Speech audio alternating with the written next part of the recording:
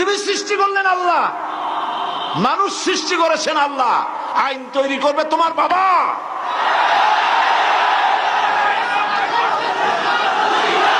আইন তৈরি করবে কে? কে তৈরি করবেন? আল্লাহ রাব্বুল আলামিন আইন তৈরি করবেন।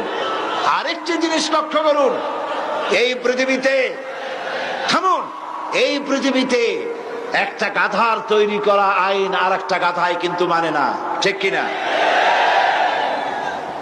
একটা ষাঁড় আর একটা ষাঁড়ের আইন মানে না। গ্রামে দেখেন না, বিলের মধ্যে অনেক ষাঁড় ঘুরে বেড়ায়। একটা ষাঁড় তার ঠ্যাং উঁচু করে বলল, ভাইয়ের আমার, বোনের আমার, এই বিলের মধ্যে কেউ ডাক দিতে পারবে না আমি ছাড়া।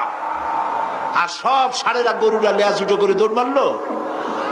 গরু একটা গরুর আইন মানে না, একটা ব্যাঙ আর একটা ব্যাঙের আইন মানে না, একটা বানর আর একটা বানরের আইন মানে না। আর তোমরা আশরাফুল মখলুকাত মানুষ, কার বাজানে কি আইন তৈরি করেছে সে আইন মানতে পৃথিবীর মানুষ বাধ্য নয়।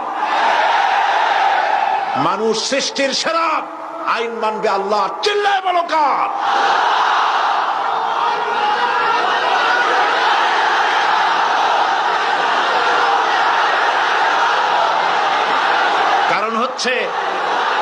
কারণ হচ্ছে আল্লাহই জানেন এই পৃথিবীর মানুষের চলার জন্য, বলার জন্য, তার অর্থনীতি, তার সমাজনীতি, তার রাজনীতি কিভাবে চলবে আল্লাহর চাইতে বেশি কেউ ভালো বলতে পারে না। এই জন্য আল্লাহ পাক বলেছেন লা ইলাহা ইল্লাল্লাহ। এই কথা কে শিখাচ্ছেন?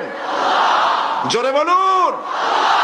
আল্লাহ পাক শিখিয়েছেন, ঘোষণা করো লা ইলাহা ইল্লাল্লাহ।